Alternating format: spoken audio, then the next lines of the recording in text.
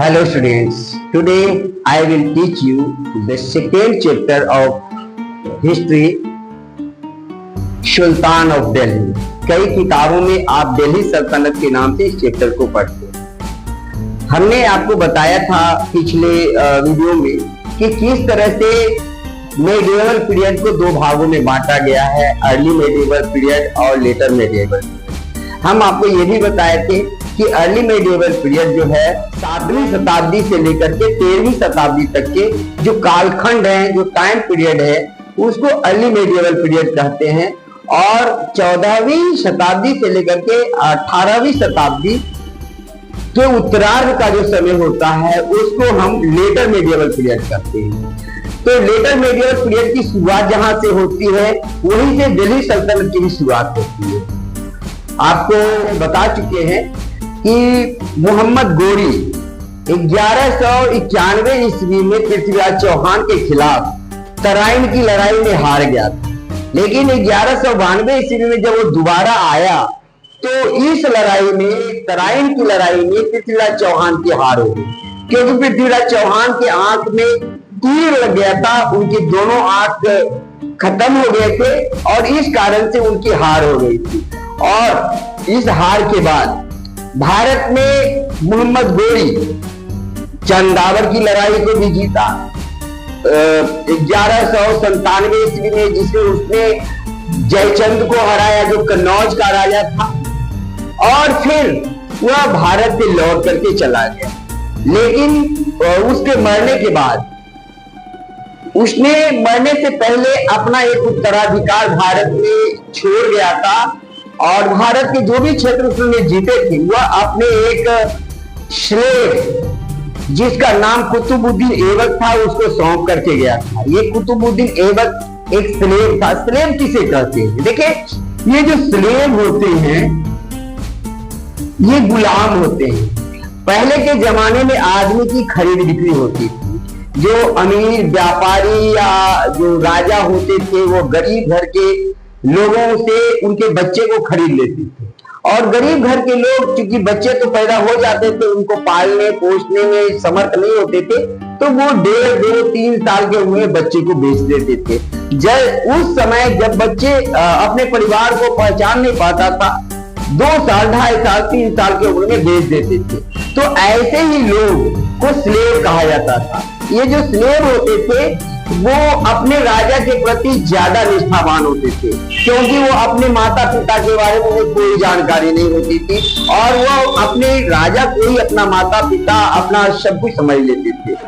पूरा जीवन उसी राजा से शुरू होकर वहीं पर खत्म होता था, पूरे जीवन के लिए बन जाते थे। तो कई सारे स्लेव जो होते थे अपनी योग्यता के बदौलत, अपने निष्ठा के बदौलत राजा के दिल को जीत लेते थे। ऐसा ही एक स्लेव था जिसका नाम था कुतुबुद्दीन ऐबक। ये कुतुबुद्दीन ऐबक 1206 ईस्वी में भारत में दिल्ली सल्तनत की स्थापना किया और 1210 ईस्वी तक शासन किया।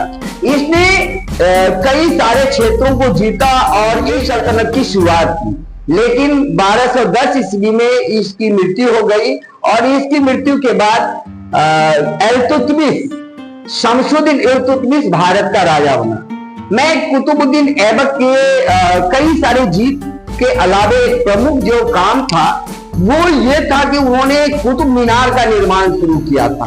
आपको पता है कि कुतुब मीनार भारत की सबसे ऊंची मीनार है और ये दिल्ली में स्थित है। दिल्ली में ये कुतुब मीनार का निर्माण शुरू तो किया, लेकिन सिर्फ एक ही मंजिल तक बना पाया। इसके बाद इसका दामाद इल्तुतमिश जो था वो कुतुबुद्दीन ऐबक का दामाद था और वह जब राजा बना तो इसने 4 और मंजिल जुड़वाए। कुल मिलाकर के कुतुब मीनार में 5 मंजिल हैं। आइए इल्तुतमिश के बारे में भी थोड़ा सा जाने। इल्तुतमिश एक बहुत ही इंटेलिजेंट और योग्य राजा था।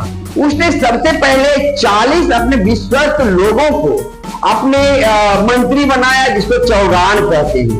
ये सारे लोग को उसने काफी परीक्षा के माध्यम से जांच परख करके अपने टीम में शामिल किया था, जो हर क्षेत्र में कुशल थे। और इसने कई सारे युद्ध भी जीते, अपने राज्य का काफी ज्यादा विस्तार किया और 1236 ईस्वी तक शमसुद्दीन इल्तुतमिश ने भारत में राज किया। प्रशासनिक सुधार के भी काम किए इसने, राज्य का विस्तार भी इसने किया। और 1236 ईस्वी में जब इसकी मृत्यु हुई तो इसने अपनी बेटी रजिया को अपना उत्तराधिकार घोषित किया। हालांकि उसके बेटे थे, लेकिन वह अपने बेटे को उतना योग्य नहीं समझता था, इसलिए उसने अपने बेटी को अपना उत्तराधिकार चुना। इस्लामिक वर्ल्ड जो होता है उसमें महिलाओं के अधीन कोई पुरुष रहना नहीं चाहते। उन्हें लगता है कि भगवान ने, अल्लाह ने जो महिला है उसको मर्द के अधीन रहने के लिए कहा है। इसलिए वह कोई भी दरबारी जो चौगान से 40 लोगों का जो ग्रुप था वह नहीं चाहता था कि रजिया सुल्तान बने, लेकिन रजिया सुल्तान बनी।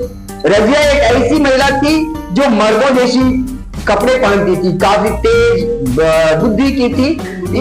लेकिन चूंकि इनके राज्य के जो भी दरबारी थे वो काफी ज्यादा षड्यंत्र किया करते थे, कंस्पायरेसी किया कर रहे थे, और इसी कंस्पायरेसी का परिणाम था कि 1240 ईस्वी में एक युद्ध के दौरान इनको धोखे से रजिया सुल्तान की हत्या करवा दी। रजिया सुल्तान के बाद जो सिलसिला डायनेस्टी में प्रमुख राजा बना उसका नाम था गयासुद्दीन बलबन। क्या नाम था? गयासुद्दीन बलबन। गयासुद्दीन बलबन काफी ज्यादा इंटेलिजेंट व्यक्ति था, एक बहुत बड़ा विजेता। उन्होंने अपने सारे रिवेंजेंस को सबसे पहले समाप्त किया। जो अफगान थे, जो तुर्क के उनके शत्रु थे, उनको उन्होंने युद्धों में हराया और अपने राज्य को मजबूत किया। इसके साथ साथ अपने पोस्ट को, जो सुल्तान का पद था, उसको काफी ज्यादा शक्तिशाली बनाने के लिए अपने दरबार में 2 तरह की प्रथाएं शुरू की। इसको पैरवोज कहते हैं और सिपाह कहते हैं। इस प्रथा के तहत जो भी दरबारी होते थे, जो भी दरबार में आते थे, वह सुल्तान के पैर को छुआ करते थे। ये प्रथा इस्लामिक संस्कृति के खिलाफ थी। इस्लाम में मुसलमान जो होते हैं वह अल्लाह के सिवा किसी के आगे सर नहीं झुकाते। तो जो दरबारी थे उन्हें ये काफी नागवार गुजर रहा था, लेकिन बलबन के लिए ऐसा करना इसलिए जरूरी था ताकि लोगों को लगे कि नहीं, यही व्यक्ति सबसे शक्तिशाली, अगर इसकी बात को नहीं मानोगे तो फिर आपको पनिशमेंट मिलेगा, आपकी हत्या की जा सकती है, फांसी पर चढ़ाया जा सकता है। इसके अलावा अपने सीवियर डिसीजन के लिए भी बलबन जाना जाता था। 1287 ईस्वी तक शासन किया। बलबन कब तक शासन किया? 1287, ठीक है। 1287 में बलबन की मृत्यु हो गई, और बलबन की मृत्यु के बाद एक राजा बने जो काफी कमजोर थे, लेकिन उसको हटा करके 1290 ईस्वी में जलालुद्दीन खलजी ने खलजी साम्राज्य की स्थापना की। क्या नाम था उनका? जलालुद्दीन खलजी। जलालुद्दीन, कई किताबों में खलजी, कई किताबों में खिलजी ऐसे लिखा रहता है, ठीक है, और कई किताबों में खलजी भी आपको देखने को मिलेगा। चलिए, आप उनको इसे क्या है, खलजी हो या खिलजी हो, हमको इसके इतिहास के बारे में जानना है। जलालुद्दीन खिलजी अपने राज्य को मजबूत किया, शत्रुओं को, जो दरबारी थे उनको समाप्त किया। लेकिन 1296 ईस्वी में, 1290 में ये क्या बना था? खलजी डायनेस्टी की स्थापना की थी। खलजी डायनेस्टी की स्थापना की थी, और 1296 ईस्वी में इसकी मौत हो गई। यानी सिर्फ 6 साल तक इसने राज किया। किसने? जलालुद्दीन खिलजी ने। जलालुद्दीन खिलजी के मौत के बाद अलाउद्दीन खिलजी भारत का बादशाह बना, भारत का सुल्तान बना। अलाउद्दीन खिलजी जो था वह एक योग्य शासक था। उसने न सिर्फ पंजाब को जीता, जो तुर्की थे उसको हराया, बल्कि डेक्कन महाराष्ट्र के क्षेत्र पर भी उसने आक्रमण किए और वहां पर भी वह जीता।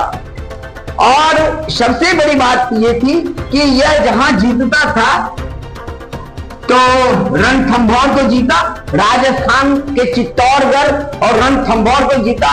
कहा जाता है कि चित्तौड़गढ़ को जीतने के बाद महारानी पद्मावती ने अपने सैकड़ों सहेलियों के साथ जौहर कर लिया था, क्योंकि ये अलाउद्दीन खिलजी जो था ये उन महिलाओं को अपने हरम में ले जाना चाहता था। अब जो वहां के महाराजा थे महारानी पद्मिनी से शादी करना चाहता था, जिसके लिए महारानी तैयार नहीं थी। उन्होंने जौहर करना उचित समझा। जौहर क्या होता है? अपने आप को जिंदा आग के हवाले कर देना जौहर कहलाता है। ठीक है, तो अलाउद्दीन खिलजी एडमिनिस्ट्रेटिव मेजर्स भी कई सारे उठाए थे। इसने बाजार पर कंट्रोल करना किया था। बाजार के लिए इन्होंने एक सिस्टम बनाया था कि पूरे बाजार में कोई भी जितने भी कमोडिटीज थे उसके दाम फिक्स कर दिए अलाउद्दीन खिलजी ने। और साथ साथ यह देखने के लिए एक उन्हें ऑफिसर से भी नियुक्त किया था, जिसको शहना ए मंडी कहते हैं। क्या कहते हैं? शहना ए मंडी। ठीक है, ये क्या है? एक ऑफिसर है। शहना ए मंडी क्या थे? अलाउद्दीन खिलजी का एक ऑफिसर होता था। ये शहना ए मंडी का काम ये था कि बाजार में घूम करके देखे कि कोई ऐसा दुकानदार तो नहीं है जो राजा के आदेश के खिलाफ काम कर रहा है, जो तय दाम है कमोडिटी के वस्तु के उससे ज्यादा पर बेच रहा है। ये सारे देश में बहुत सारे गुप्तचर बहाल कर दिए थे।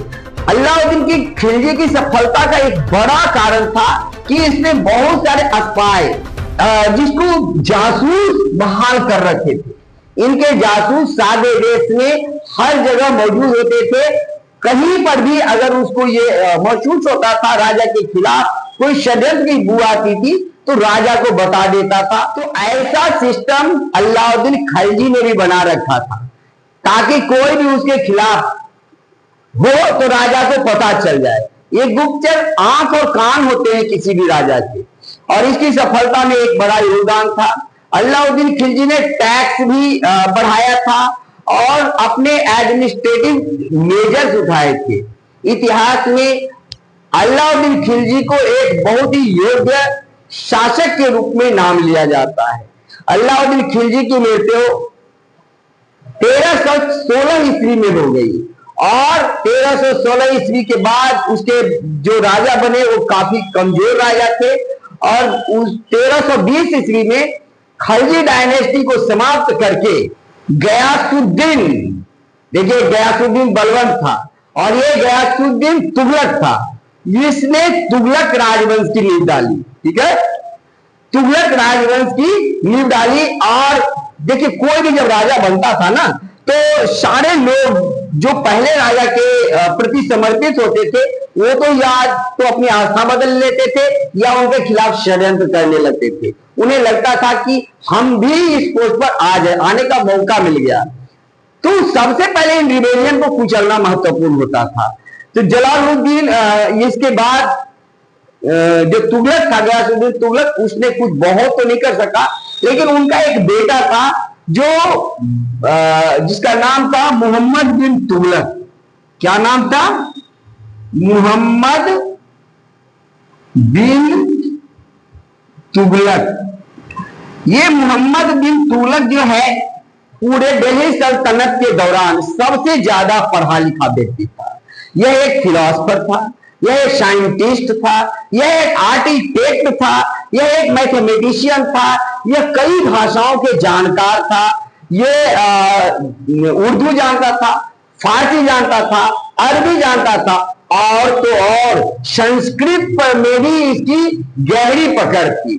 बहुत सारे संस्कृत साहित्यों का इन्होंने अध्ययन किया था और इसी के परिणाम इसके साथ साथ यह आधुनिक विचारों का व्यक्ति था और देश को आगे बढ़ाना चाहता था, हर समस्या को पार पाना चाहता था।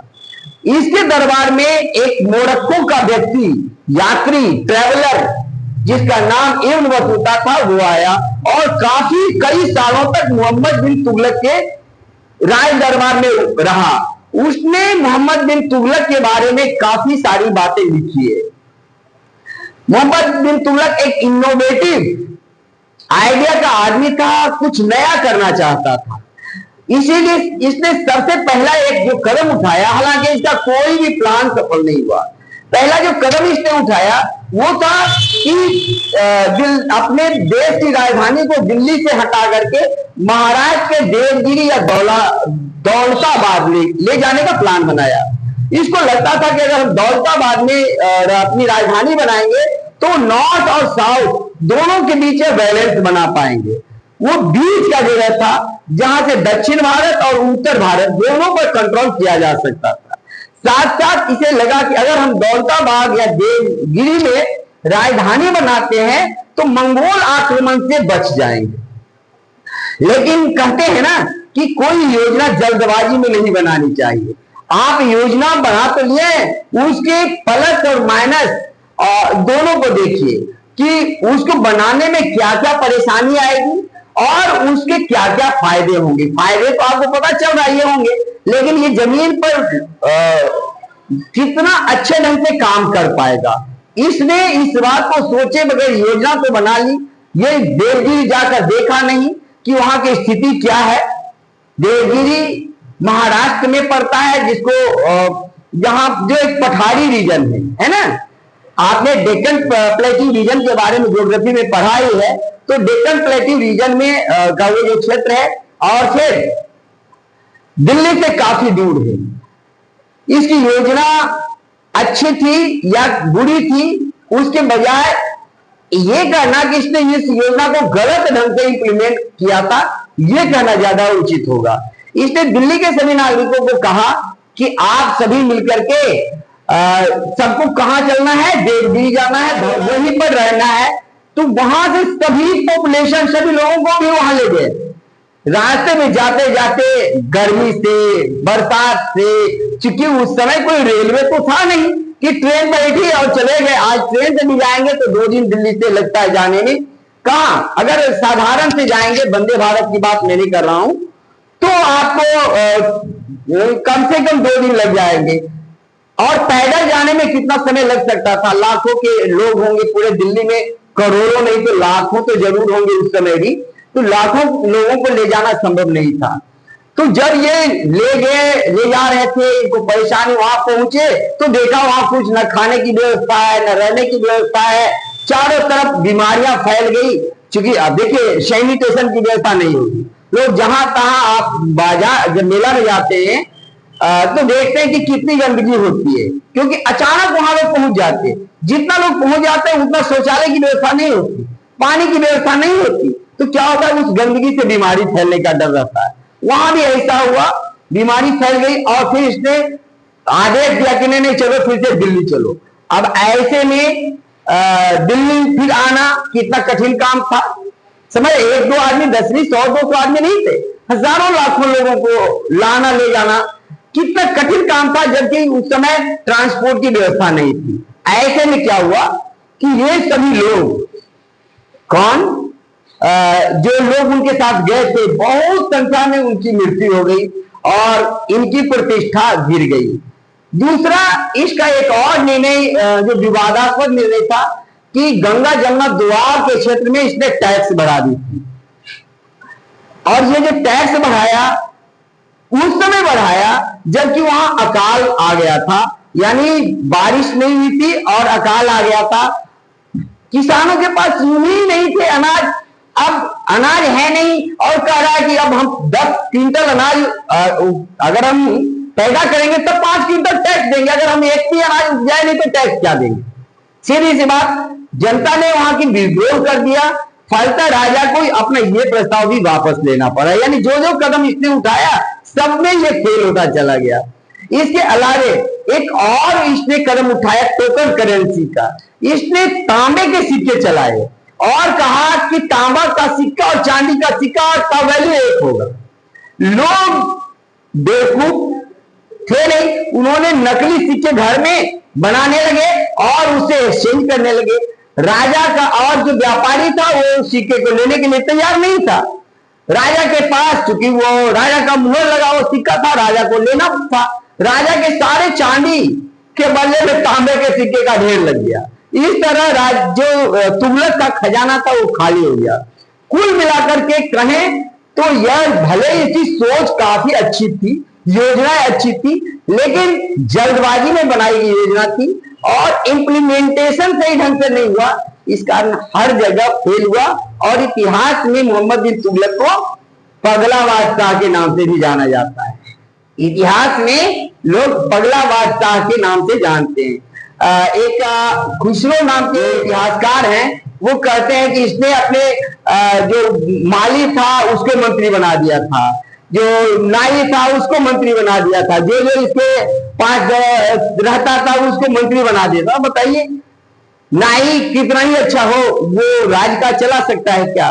तो कुल मिला जुला करके मोहम्मद बिन तुगलक के शासन काल में कुछ अच्छा हो या ना हो, बुरा बहुत कुछ हुआ।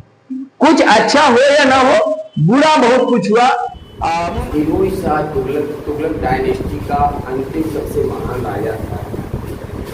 जैसा कि आपको हमने बताया कि मोहम्मद बिन तुगलक पूरे दिल्ली सल्तनत काल का सबसे ज़्यादा पढ़ा लिखा और इनोवेटिव सोच वाला व्यक्ति था, लेकिन उसके हर इनिशिएटिव्स, उसके हर स्कीम जो रहे वो फेल रहे, जिसके कारण समाज में उनकी प्रतिष्ठा काफ़ी कम हो गई। लोग ने पगला बादशाह कर करके पुकारने लगे थे।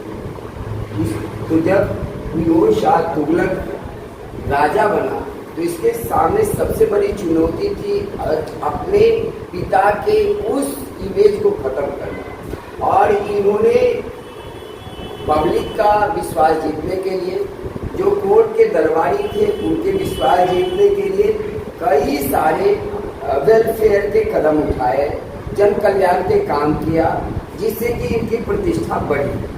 तो कौन कौन से काम फिरोज शाह तुगलक ने अपने शासन काल के दौरान किया, आइए इसको देखते हैं। सबसे पहले तो उन्होंने क्या किया था, he dug new tanks and repaired old ones. उसने बहुत सारे कुएं खुदवाए और जो पुराने कुएं थे उसको साफ करवाया। देखिए, पानी की जरूरत सबको होती है और यह पब्लिक वेलफेयर का चीज होता है, इसको उसने किया। दूसरा क्या किया उसने, he dug many canals from Yamuna and Sutlej rivers for irrigation. उसने सिंचाई के लिए यमुना और सतलुज नदी पर कई सारे नहरें बनवाए। नहर से क्या होता है, नदियों को काट करके एक रास्ता बना करके उसको पानी खेत तक ले जाया जाता है, इसको हम नहर कहते हैं, कैनाल कहते हैं। दुनिया में बहुत सारे नहर बनाए गए हैं, इससे कृषि के क्षेत्र में क्रांति आई है। तो ये काम भी फिरोज शाह तुगलक ने किया। जाहिर तौर पर जब फसल ज्यादा होगा तो राजा को टैक्स मिलेगी, और ये पब्लिक वेलफेयर के काम था। इसके अलावा he build the Firoz Shah Kotla fort cum palace complex in Delhi. Delhi में फिरोज शाह कोटला में उन्होंने एक फोर्ट बनवाया, एक किला बनवाया, और ऐसा किला जिसमें कि राजा के महल भी थे। तो ये फिरोज शाह कोटला इन्हीं फिरोज शाह के नाम पर है, जहाँ उन्होंने इस तरह के बहुत सारे पैलेस, फोर्ट वगैरह बनवाए। ही constructed 30 mosques and 40 buildings for educational institutions, hospitals, public baths, wells and bridges. New cities were also built. उन्होंने क्या किया था, 30 से ज्यादा मस्जिदों का निर्माण कराया। देखिए, धार्मिक जो लोग होते हैं, जो उलेमा लोग होते हैं, वह राजा के ऊपर बहुत ज्यादा प्रभाव पहले रखते थे। ऐसा नहीं, आज भी उनका प्रभाव होता है। तो ये उलेमाओं को खुश करना हर राजा के लिए जरूरी होता था, क्योंकि जनता धार्मिक होने के कारण उलेमाओं के प्रति ज्यादा श्रद्धा और सम्मान रखती है, और उलेमा यदि खुश हो जाते हैं तो राजा भी अच्छे ढंग से शासन कर पाता है, राजा को कोई चुनौती नहीं आती है। इसलिए इन्होंने वैसे भी ये कोई भी धार्मिक लोग होता है, हिंदू होता है तो मंदिर बनवाता है, मुसलमान राजा होता है तो मस्जिद बनवाता है। तो इन्होंने 30 से ज्यादा मस्जिदों का निर्माण करवाया और 40 से ज्यादा दूसरे बिल्डिंग्स बनवाए, जिनमें कि स्कूल थे, एजुकेशनल इंस्टीट्यूशन जैसे मदरसा, देखिए, इस्लामिक शिक्षा के लिए जो स्कूल चलते हैं उसको मदरसा कहा जाता है। हॉस्पिटल्स बनवाए, पब्लिक बाथ यानी सार्वजनिक स्नानागार बनवाया इन्होंने, कुएं खुदवाए, ब्रिजेज यानी पुल का निर्माण करवाया। इसके साथ साथ इन्होंने कई सारे शहर बनवाए, जिनमें जौनपुर और फिरोजाबाद ये दो प्रमुख शहर हैं। फिरोजाबाद के नाम पर, फिरोज शाह तुगलक के नाम पर बना है, और जौनपुर भी उन्हीं के नाम पर बना है। मैं बता दूं कि फिरोज शाह तुगलक के बाद तुगलक डायनेस्टी में कोई प्रमुख राजा नहीं बना, और फिरोज शाह तुगलक के वंश को समाप्त करके 1414 ईस्वी में Khizr Khan conquered Delhi and established Sayyid dynasty in 1414। Khizr Khan नामक एक सैयद व्यक्ति ने 1414 ईस्वी में दिल्ली पर आक्रमण करके विजय हासिल की, और फिर उन्होंने सैयद डायनेस्टी की स्थापना की। मैं बता दूं 1414 ईस्वी से 1451 ईस्वी तक सैयद डायनेस्टी के राजाओं ने शासन किया। उसके बारे में हम नेक्स्ट वीडियो में आपको बताऊंगा, जिसमें कि सैयद डायनेस्टी और लोदी डायनेस्टी के बारे में चर्चा होगी। तो इस वीडियो में इतना ही। नेक्स्ट वीडियो में हम आपको सैयद और लोदी डायनेस्टी के बारे में बताएंगे।